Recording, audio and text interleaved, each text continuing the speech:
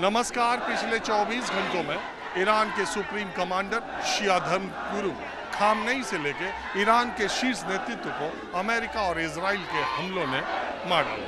पूरी दुनिया में शिया समुदाय के लोग इसके खिलाफ आक्रोश में हैं, प्रदर्शन कर रहे हैं। मैं इस वक्त दिल्ली के जंतर मंतर पर हूँ और दिल्ली के शिया समुदाय के लोग देखिए सड़कों पर आए हैं और अपने शिया धर्म गुरु आयतुल्ला खामनेई के समर्थन में और उनके मारे जाने पर विरोध प्रदर्शन करते हुए यहाँ पर उनकी आंखों में आंसू है और विरोध प्रदर्शन। ये महिलाएं हैं और इधर देखिए पुरुष।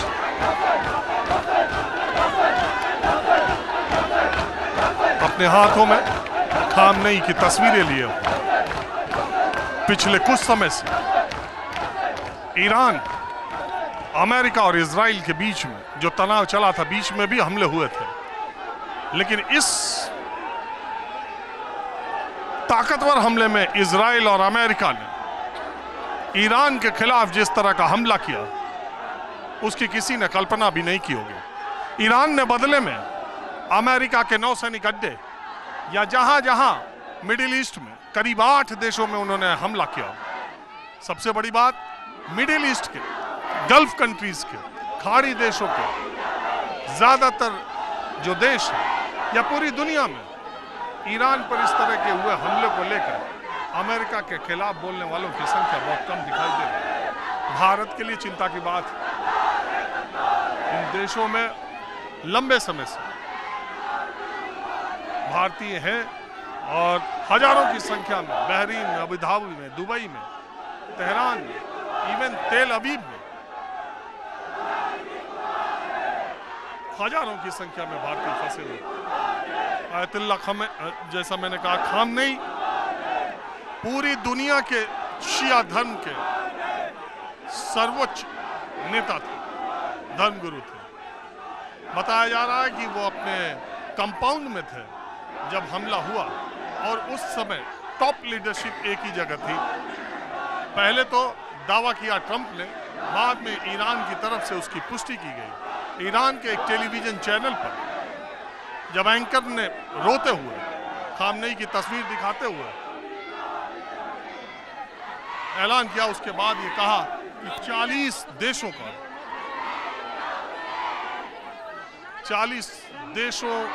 40 दिनों का शोक। ये देखिए,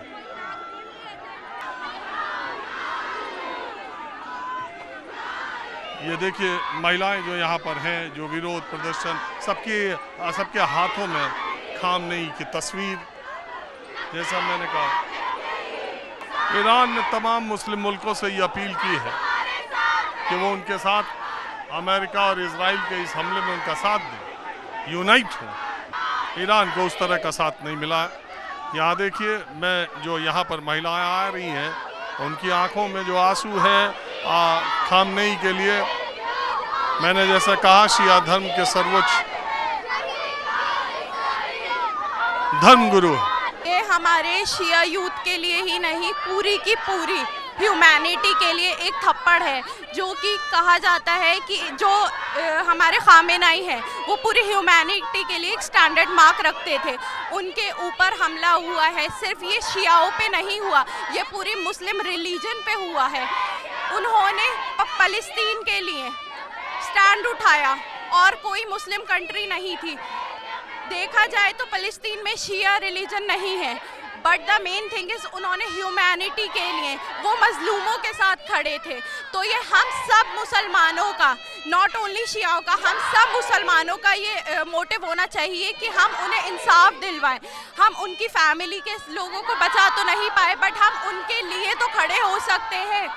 हम उनके साथ गलत होता देख रहे हैं, हम मजलूमों के साथ गलत होता हुआ देख रहे हैं, बट हमें कहीं ना कहीं खड़ा तो होना चाहिए। हमें ह्यूमैनिटी का साथ देना तो चाहिए।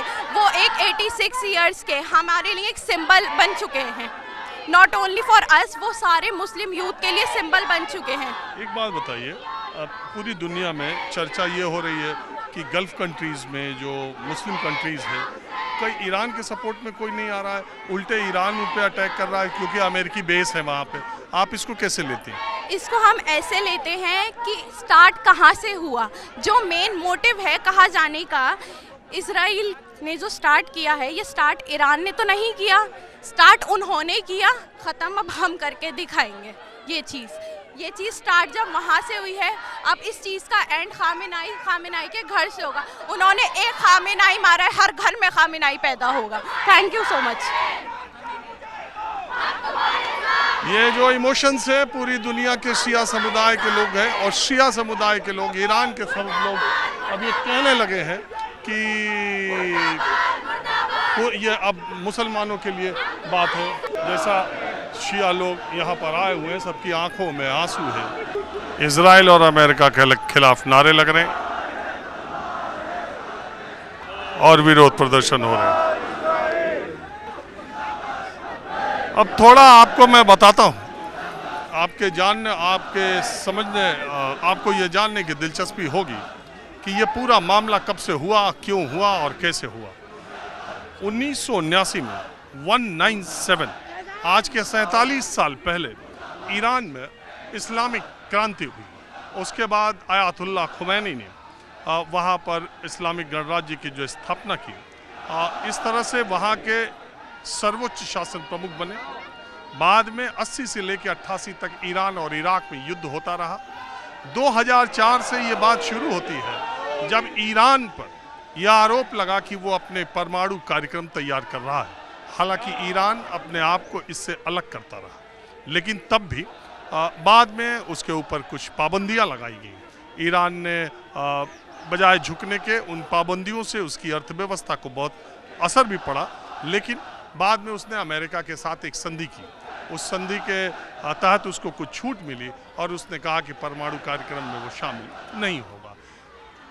लेकिन बाद में अभी हाल के दिनों में जब इजराइल और फिलिस्तीन को लेकर के संघर्ष ज़्यादा बढ़ा, तो इजराइल का ऐसा कहना था कि ईरान उसका नंबर 1 दुश्मन है और फिलिस्तीन समर्थन में ईरान का सबसे ज़्यादा हाथ है। ईरान परमाणु कार्यक्रम तैयार कर रहा है और जितनी सैन्य शक्तियां हैं इजराइल के खिलाफ, उसमें ईरान सबसे मजबूत है। इसी को आधार बनाकर अमेरिकी राष्ट्रपति डोनाल्ड ट्रंप ने भी इजराइल के साथ अभी पीछे 12 दिनों का जो युद्ध हुआ था, आपको मालूम है, और 3 परमाणु ठिकाने ईरान के ध्वस्त कर दिए गए।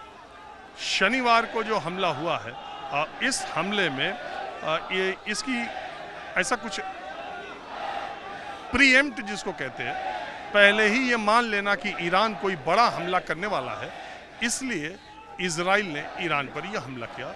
और जो टॉप कमांडर खामनेई से लेकर के सैन्य क्षेत्र के जितने बड़े लोग थे, ज़्यादातर लोग इसमें मारे गए। एक अधिकारी है जिसके बारे में कहा जा रहा है कि तमाम अमेरिका और इजराइल के हमलों में वो बच जा रहा है, तो कैसे।